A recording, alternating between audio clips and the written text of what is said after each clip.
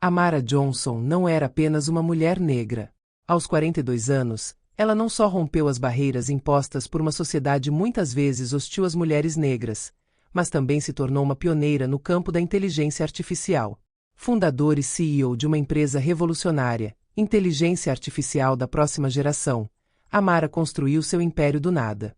A sua ascensão não foi fácil. Ela veio de um bairro modesto de Chicago, onde seus pais, dois trabalhadores esforçados, a criaram num ambiente onde os sonhos muitas vezes pareciam ser um bem raro. Mas desde tenra idade, Amara entendeu que para mudar o seu destino, ela teria que trabalhar 2 vezes mais que os outros.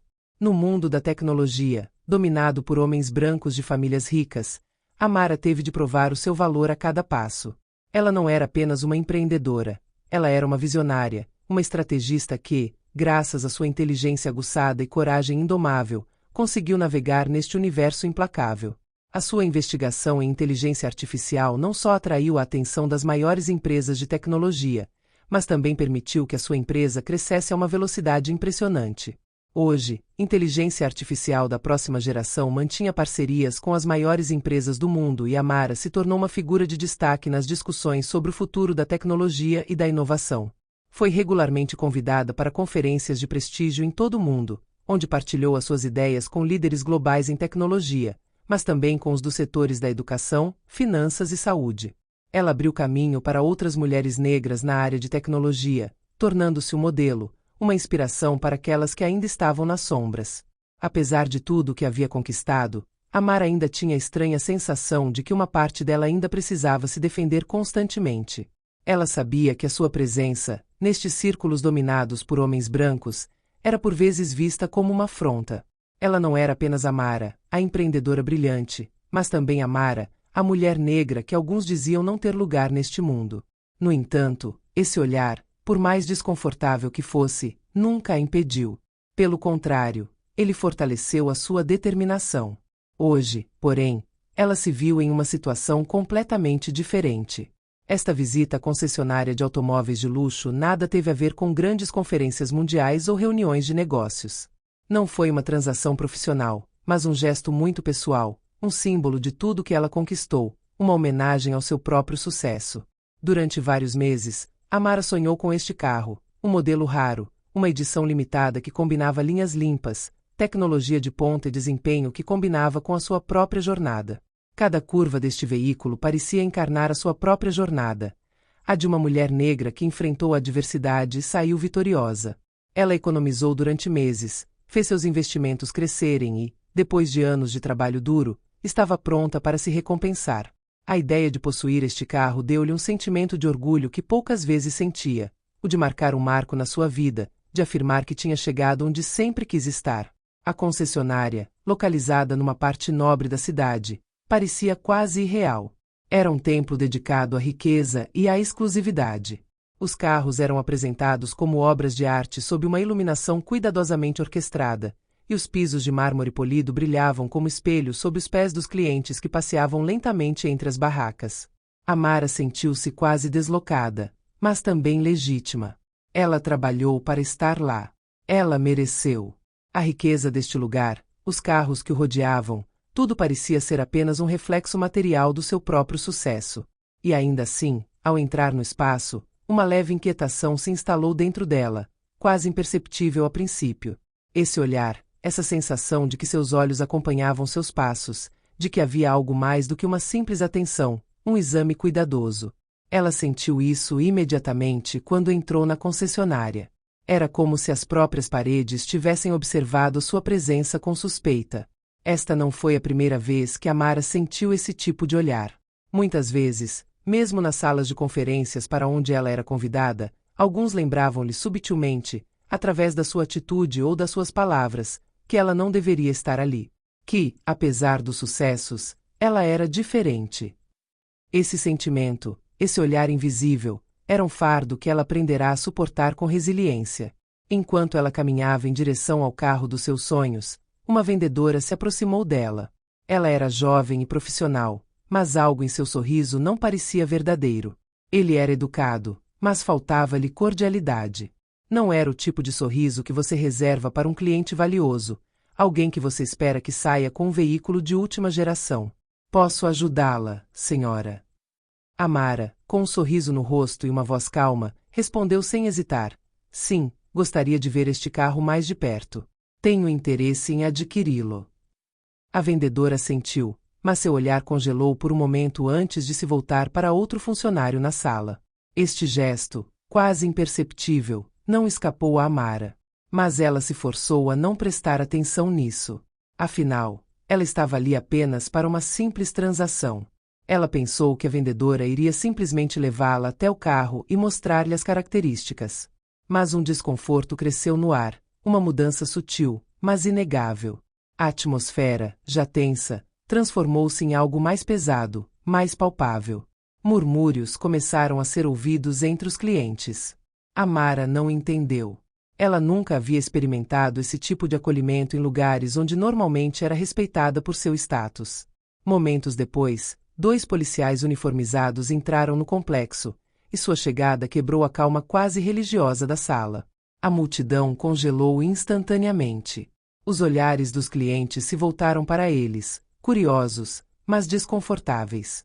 A polícia não prestou atenção à cena que se desenrolava ao seu redor. Eles seguiram direto para Amara, sem uma palavra de explicação. Senhora, por favor, venha conosco, ordenou bruscamente um dos policiais, sem sequer olhar para a vendedora ou para os demais clientes. O coração de Amara afundou.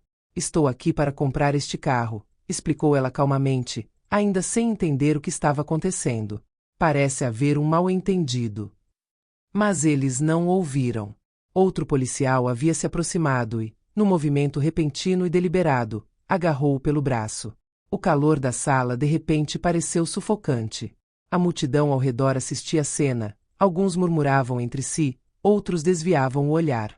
Amara de repente se sentiu exposta, vulnerável. Seus sucessos, seu status, tudo o que ela havia conquistado não importava mais.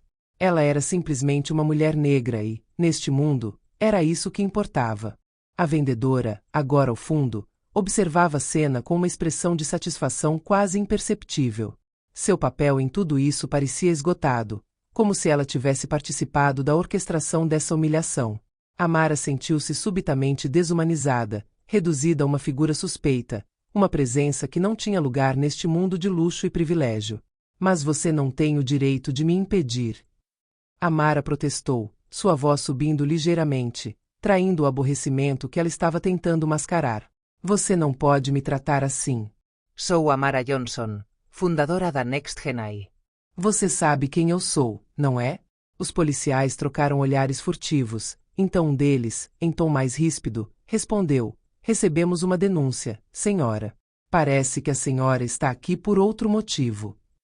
O policial tentou fazer com que essa explicação parecesse fazer sentido, mas sua falta de empatia e humanidade tornou a situação ainda mais absurda aos olhos de Amara.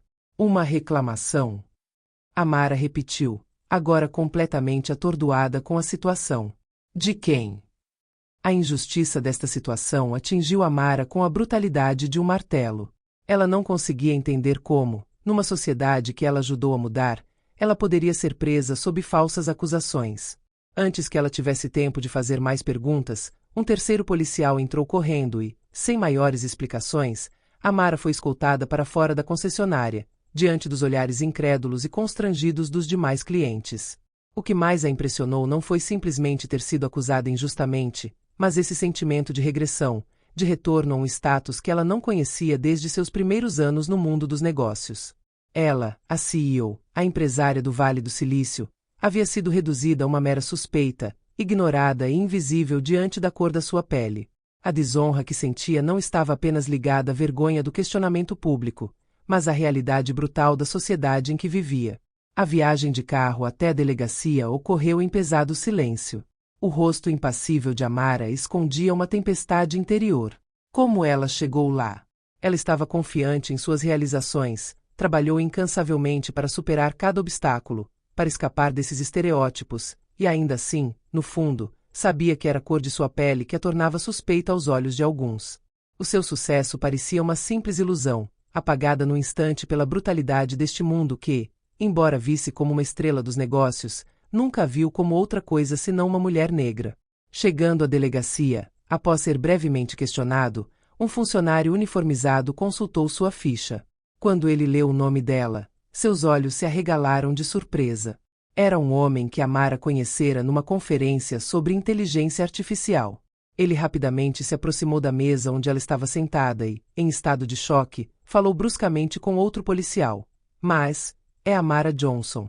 A fundadora da NextGen.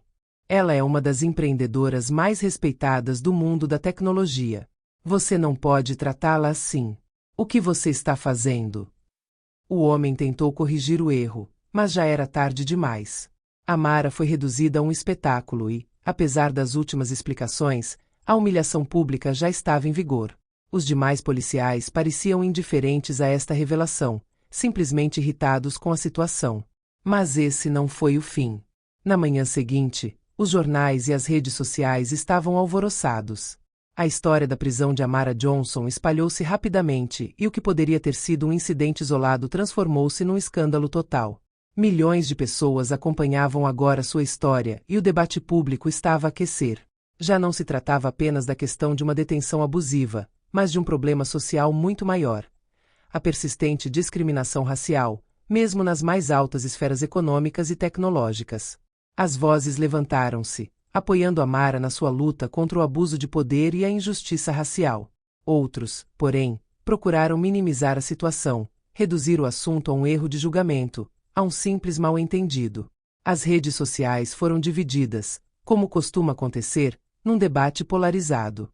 Mas Amara estava mais determinada do que nunca a não permitir que esta humilhação fosse reduzida a apenas um incidente isolado.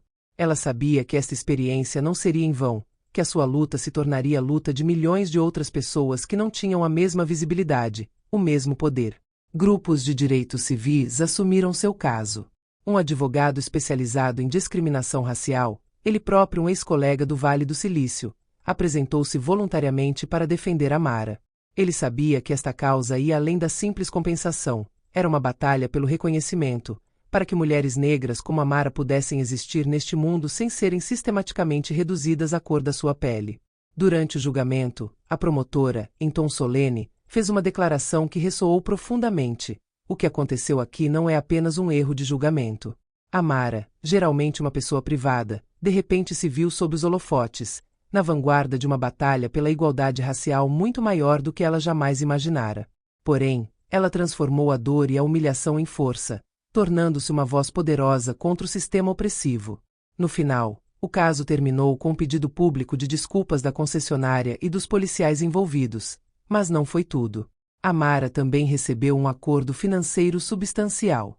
O que importava era a profunda transformação que ela estava vivenciando. Tornou-se, apesar de tudo, um dos símbolos mais emblemáticos da luta contra a discriminação racial no mundo dos negócios. Ela foi convidada para falar em conferências internacionais, utilizando a sua plataforma para denunciar as injustiças sistêmicas que continuavam a impedir a liberdade e o desenvolvimento de mulheres e homens negros. O que ela pensava que seria um simples dia de compras tornou-se um grande ponto de viragem na sua vida. Ela entendeu que, mesmo no auge do sucesso, o caminho para a dignidade estava pavimentado com lutas constantes.